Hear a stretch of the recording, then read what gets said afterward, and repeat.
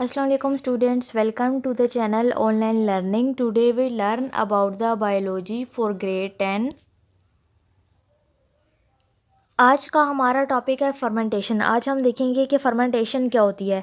आप सबको पता है कि सेलुलर रिस्पायरेशन के प्रोसेस के अंदर ग्लूकोज मॉलिक्यूल्स में ऑक्सीडेशन रिडक्शन रिएक्शंस होता है और इस ऑक्सीडेशन रिएक्शन के ज़रिए वो एनर्जी रिलीज़ करते हैं एटीपी की फॉर्म में। तो फर्मेंटेशन भी कुछ इसी तरह का प्रोसेस है। Fermentation is the process in which there is a incomplete oxidation reduction of glucose.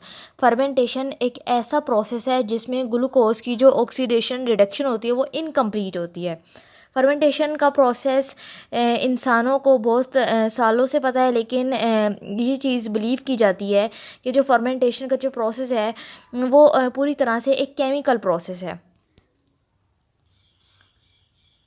Pasture work. अगर हम फर्मेंटेशन में फेमस साइंटिस्ट पास्चर के वर्क को देखें तो इन द ईयर 1857 में पास्चर ने साइंटिफिक कम्युनिटी को अपनी तरफ से ये कन्विंस करने की ये कोशिश की थी कि जो फर्मेंटेशन का प्रोसेस है वो एक केमिकल प्रोसेस नहीं है, बल्कि वो एक माइक्रोबियल एक्टिविटी है।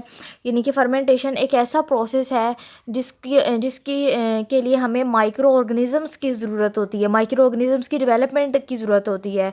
तो फर्मेंटेशन की बहुत सी टाइप्स हैं और जितनी भी फर्मेंटेशन की अगर आप किसी भी काइंड की बात करें तो वो उसमें एक ख़ास किस्म का माइक्रोबियल ग्रुप इन्वॉल्व होता है, यानी कि उसके अंदर माइक्रोब्स इन्वॉल्व होते हैं। माइक्रोब्स के बगैर पास्चर ने ये कहा था कि जो फर्मेंटेशन का प्रोसेस है वो माइक्रोब्स के बगैर यानी माइक्रो ऑर्गेनिज़म्स के बगैर नहीं हो सकता। फर्मेंटेशन के प्रोसेस को उसकी प्रोडक्ट्स की बेस पे डिफरेंट तरह की टाइप्स में डिवाइड किया गया है। तो सबसे पहले आज हम बात करते हैं कार्बोहाइड्रेट फर्मेंटेशन की। कार्बोहाइड्रेट फर्मेंटेशन जो है वो रिस्पायरेशन के प्रोसेस से बिल्कुल आइडेंटिकल है, यानी कि रिस्पायरेशन के प्रोसेस की तरह होता है। The initial steps of carbohydrate fermentation are identical to those of respiration. यानी कि कार्बोहाइड्रेट फर्मेंटेशन के जो शुरू के स्टेप्स होते हैं वो बिल्कुल रिस्पायरेशन से सेम होते हैं। तो कार्बोहाइड्रेट फर्मेंटेशन का जो प्रोसेस होता है वो ग्लाइकोलिसिस से स्टार्ट होता है। ग्लाइकोलिसिस में क्या होता है, जो ग्लूकोज मालिक्यूल होता है, ग्लूकोज मालिक्यूल की ब्रेक डाउन होती है और ब्रेक डाउन होके ग्लूकोज कन्वर्ट हो जाता है two molecules of pyruvic acid में।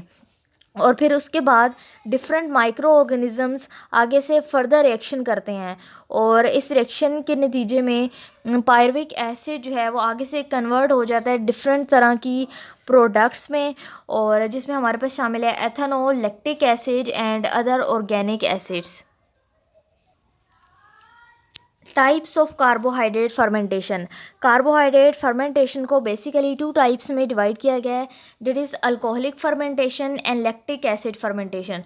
अल्कोहलिक फर्मेंटेशन यीस्ट के ज़रिए होती है और लैक्टिक एसिड फर्मेंटेशन बैक्टीरिया के ज़रिए होती है।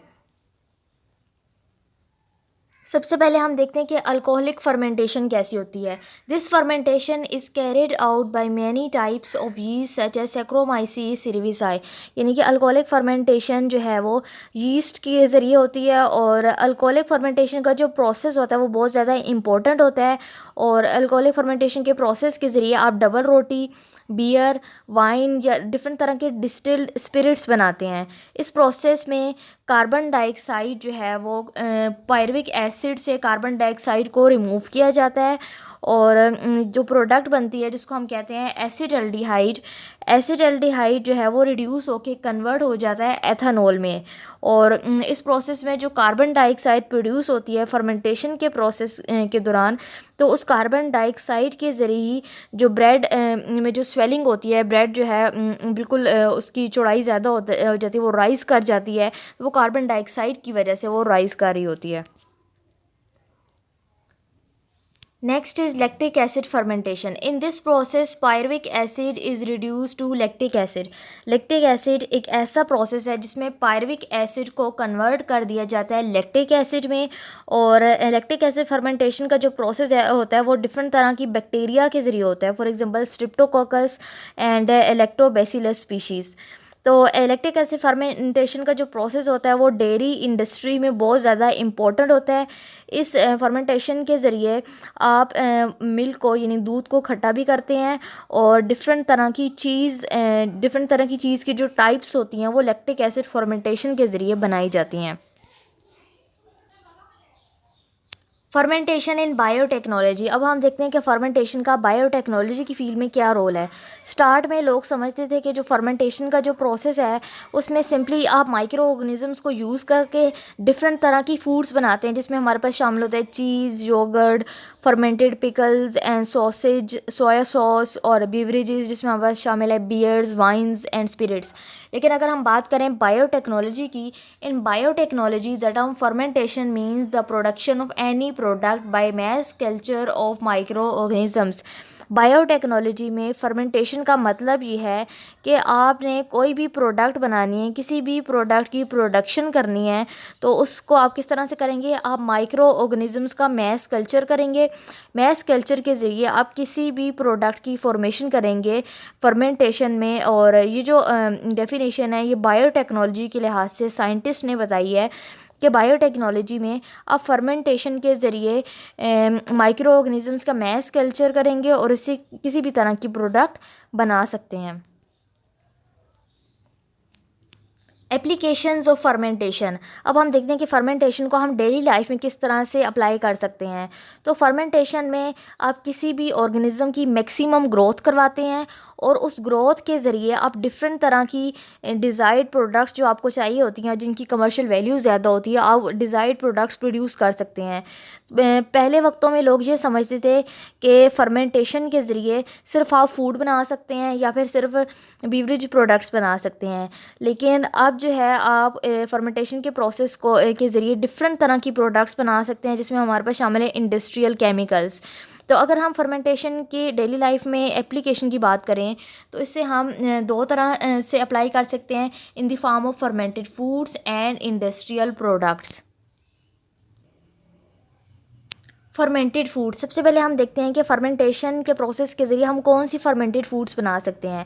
तो फर्मेंटेशन के प्रोसेस के ज़रिए आप किसी भी फूड को उसको ज़्यादा न्यूट्रिशियस बना सकते हैं, ज़्यादा डाइजेस्टेबल बना सकते हैं, यानी कि वो इजीली आप डाइजेस्ट कर सकते हैं और उसके टेस्ट में भी इजाफा कर सकते हैं। तो आप फर्मेंटेशन के प्रोसेस के ज़रिए आप किसी भी फूड को प्रिजर्व कर सकते हैं, यानी कि ज़्यादा टाइम के लिए उसको स्टोर कर सकते हैं, और जिसके लिए आपको जो रेफ्रिजरेटर की जो ज़रूरत होगी वो भी कम हो जाएगी। तो फर्मेंटेड फूड्स में हम बात करें तो उसमें फर्मेंटेड फूड्स को डिफरेंट तरह के ग्रुप्स में डिवाइड किया गया है। सबसे पहले हम बात करते हैं सीरियल प्रोडक्ट्स की। तो सीरियल प्रोडक्ट्स में हमारे पास एग्जांपल है ब्रेड की, डबल रोटी की। डबल रोटी फर्मेंटेड सीरियल प्रोडक्ट में सबसे एक कॉमन एक फूड है। और इसके अलावा जो वीट है जिसे हम गंदम भी कहते हैं, तो गंदम का जो आटा होता है उसकी फर्मेंटेशन की जाती है स्ट्रिप्टोसिरिविसाई के ज़रिए, और इसमें कुछ लैक्टिक एसिड बैक्टीरिया भी शामिल किए जाते हैं। Next product is dairy products. Dairy products में हमारे पास शामिल है चीज़ और योगर्ट। चीज़ और योगर्ट जो है हमारे पास फर्मेंटेशन की बहुत ही इम्पोर्टेंट प्रोडक्ट्स हैं। सबसे पहले बात करते हैं हम चीज़ की। तो चीज़ की प्रोडक्शन किस तरह से होती है कि जब मिल्क प्रोटीन में जो है कोएगुलेशन होती है, इस प्रोसेस में जब एसिड जो प्रोड्यूस्ड होता है लैक्टिक एसिड बैक्टीरिया के ज़रिए, वो मिल्क प्रोटीन के साथ रिएक्ट कर जाता है। इसी तरह से योगर्ट यानी दही, दही को भी दूध से बनाया जाता है फर्मेंटेशन के प्रोसेस के ज़रिए, और इसमें डिफरेंट तरह के लैक्टिक एसिड बैक्टीरिया इन्वॉल्व होते हैं, उनके ज़रिए दूध को दही में कन्वर्ट किया जाता है। Next is fruit and vegetable products. Fermentation के प्रोसेस को हम फूड को स्टोर करने के लिए यूज़ करते हैं। इसमें हम डिफरेंट तरह के सॉल्ट्स यूज़ करते हैं और एसिड यूज़ करते हैं, और इसके ज़रिए हम अचार को, फ्रूट्स को और सब्जियों को लॉन्ग टाइम के लिए स्टोर कर सकते हैं। Next is beverage products. Beverage products में एग्जांपल है हमारे पास बियर की। बियर की प्रोडक्शन होती है सीरियल ग्रेन से। सीरियल ग्रेन से होती है, उसको पहले माल्ट किया जाता है, उसको ड्राई किया जाता है, फिर उसको ग्राउंड में पाउडर फॉर्म में उसको ग्राउंड कर दिया जाता है, यानी उसको मिट्टी के नीचे दबा दिया जाता है। तो फर्मेंटेशन जो पाउडर की होती है, पाउडर फॉर्म में उसकी फर्मेंटेशन होती है, और इसमें यीस्ट इन्वॉल्व होता है। यीस्ट के ज़रिए उसकी फर्मेंटेशन की जाती है। तो इस प्रोसेस में जो ग्लूकोज मालिक्यूल है वो जो कि उस पाउडर में पाया जाता है, वो ग्लूकोज मालिक्यूल ब्रेक हो जाता है, ब्रेक होकर कन्वर्ट होता है पायरुविक एसिड में, और उसके बाद वो कन्वर्ट होता है एथानॉल में। तो और इसके अलावा ग्रेप्स जो हैं उसको हम डायरेक्टली भी उसकी फर्मेंटेशन कर सकते हैं यीस्ट के ज़रिए, और उससे हम वाइन बना सकते हैं। इंडस्ट्रियल प्रोडक्ट्स, अब हम देखते हैं कि इंडस्ट्रीज़ में हम फर्मेंटेशन के प्रोसेस को किस तरह से यूज़ करते हैं। तो इंडस्ट्रीज़ में जो डिफरेंट इंडस्ट्रियल प्रोडक्ट्स बनाई जाती हैं उनको हमने 4 टाइप्स में डिवाइड किया गया है। It is formic acid, ethanol, glycerol and acrylic acid. सबसे पहले बात करते हैं फॉर्मिक एसिड की। फॉर्मिक एसिड की फर्मेंटेशन में जो माइक्रो ऑर्गेनिज्म इन्वॉल्व होता है वो है एस्पेरेजिलस, और फॉर्मिक एसिड की फर्मेंटेशन के ज़रिए हम इसको यूज़ करते हैं टेक्सटाइल की डाइंग में, यानी कि कपड़े को डाई करने के लिए हम फॉर्मिक एसिड यूज़ करते हैं। इसके अलावा लेदर में भी, लेदर की ट्रीटमेंट में भी फॉर्मिक एसिड यूज़ कर रहे होते हैं। इलेक्ट्रोप्लेटिंग करते हैं, और रबड़ बनाने के लिए भी हम फॉर्मिक एसिड को यूज़ करते हैं। Next is ethanol. एथेनॉल में की फर्मेंटेशन में जो माइक्रो ऑर्गेनिज्म इन्वॉल्व होता है वो है सैक्रोमाइसीस, और एथेनॉल को हम एज अ सॉल्वेंट भी यूज़ करते हैं, और इससे हम डिफरेंट विनेगर और बेवरेजेस भी बना सकते हैं। Next is glycerol. ग्लाइसिरोल में भी सैक्रोमाइसीस माइक्रो ऑर्गेनिज्म इन्वॉल्व होता है, और ग्लाइसिरोल को भी हम एज अ सॉल्वेंट यूज़ करते हैं, और ग्लाइसिरोल के ज़रिए हम प्लास्टिक बनाते हैं, कॉस्मेटिक्स बनाते हैं, और सोप्स यानी साबुन बनाते हैं। इसके अलावा ग्लाइसिरोल को हम प्रिंटिंग में यूज़ करते हैं, और इसको एज अ स्वीटनर भी हम यूज़ करते हैं क्योंकि इसका जो टेस्ट होता है वो स्वीट होता है। Next is acrylic acid. Acrylic acid में जो माइक्रो ऑर्गेनिज्म इसकी फर्मेंटेशन में इन्वॉल्व होता है वो है बेसिलस, और एक्राइलिक एसिड को हम प्लास्टिक की प्रोडक्शन में यूज़ कर सकते हैं। फर्मेंटर, फर्मेंटेशन के प्रोसेस के लिए हमें फर्मेंटर की ज़रूरत होती है। फर्मेंटेशन है क्या? Fermenter is a device that provides optimum environment to micro organisms to grow into a biomass so they can interact with the substrate forming the product.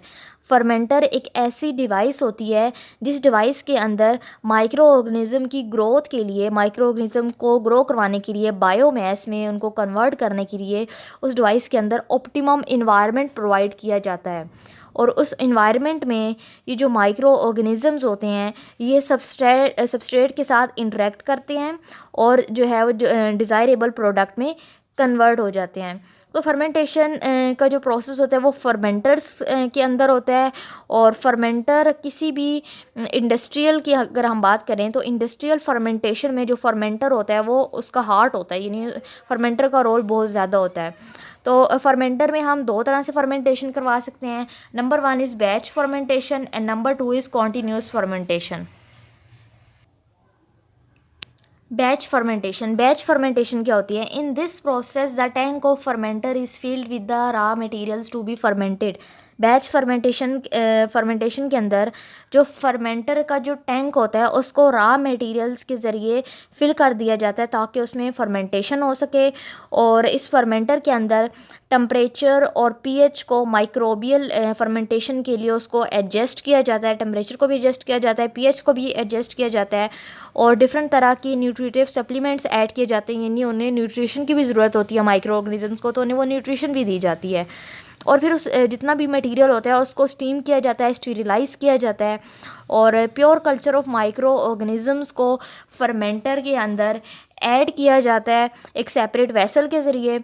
तो फर्मेंटेशन का जो प्रोसेस होता है वो स्टार्ट हो जाता है, और कुछ टाइम के बाद जो फर्मेंटर के जो प्रोडक्ट्स होते हैं उनको जो है यहाँ से सेपरेट कर लिया जाता है, उनको बाहर निकाल लिया जाता है।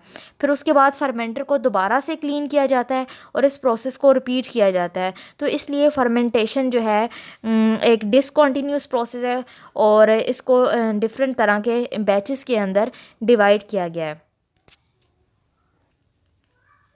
Next is continuous fermentation. In this process, the substrate is added to fermenter continuously at a fixed rate. Continuous fermentation में जो सबस्ट्रेट होता है उसको कॉन्टीन्यूसली ऐड किया जाता है, यानी कि वो ऐड होता रहता है फर्मेंटर के अंदर एक फ़िक्स रेट पे, और इस के ज़रिए जो माइक्रो ऑर्गेनिजम्स को जो है वो ग्रोथ फेज़ पे मेंटेन रखा जाता है, और जो फर्मेंटेशन से जो प्रोडक्ट्स बन रही होती हैं उस वो भी कंटिन्यूसली उससे बाहर निकल रही होती हैं, यानी एक तरफ से उसके अंदर सबस्ट्रेट ऐड हो रहा होता है और दूसरी तरफ से प्रोडक्ट्स बन रही होती है। तो ये एक कंटिन्यूस प्रोसेस होता है, ये कहीं भी स्टॉप नहीं हो रहा होता। लेकिन लेकिन जो कंटिन्यूस फर्मेंटेशन के लिए जो डिज़ाइन जो अरेंजमेंट्स की जाती हैं वो बहुत ज़्यादा कॉम्प्लेक्स होती हैं। Advantages of using fermenters. अब हम देखते हैं कि फर्मेंटर यूज़ करने के फ़ायदे क्या होते हैं। तो किसी भी बायोटेक्नोलॉजिकल प्रोसेस के अंदर ऑर्गेनिजम्स के लिए जो इन्वायरमेंट होता है उसको मॉनिटर और उसको कंट्रोल करना ज़रूरी होता है। तो फर्मेंटर के ज़रिए ही माइक्रो ऑर्गेनिजम्स को कंट्रोल्ड इन्वायरमेंट प्रोवाइड किया जाता है। फर्मेंटर क्या करता है, ऑर्गेनिजम्स की ग्रोथ को कंट्रोल कर रहा होता है, उसमें उनको डिफरेंट तरह की न्यूट्रिएंट्स प्रोवाइड कर रहा होता है, न्यूट्रिशन उनको उनकी कंट्रोल किया जाता है, ऑक्सीजन को कंट्रोल किया जाता है, ग्रोथ इनहिबिटर्स उसमें ऐड किए जाते हैं, पीएच को कंट्रोल किया जा रहा होता है और टेम्परेचर को मेंटेन रखा जाता है। इसी तरह से फर्मेंटर का जो नेक्स्ट एडवांटेज है वो है ग्रोथ मीडियम। यानी कि फर्मेंटर के अंदर ये गुंजाइश होती है कि उसके अंदर आप thousands of litres growth medium add कर सकते हैं, यानी कि ज़्यादा अमाउंट में आप उसके अंदर ग्रोथ मीडियम ऐड कर सकते हैं। तो इस तरह से फर्मेंटर के ज़रिए जो मटेरियल की जो प्रोडक्शन होती है वो बुल्क क्वांटिटीज़ में होती है, वो ज़्यादा अमाउंट में प्रोडक्शन हो रही होती है। और फर्मेंटेशन के प्रोसेस के ज़रिए आप मेडिसिन्स, इंसुलिन, ग्रोथ हार्मोन और डिफरेंट तरह की प्रोटीन्स की प्रोडक्शन कर सकते हैं ज़्यादा अमाउंट में फर्मेंटर्स के अंदर। और इस तरह से ये जो प्रोडक्शन होती है वो इनएक्सपेंसिव होती है, वो ज़्यादा महंगी नहीं होती, यानी कि वो एक ही फर्मेंटर के अंदर बुल्क क्वांटिटी में प्रोड्यूस हो जाती हैं। तो इस तरह से ये एक इनएक्सपेंसिव प्रोसेस है।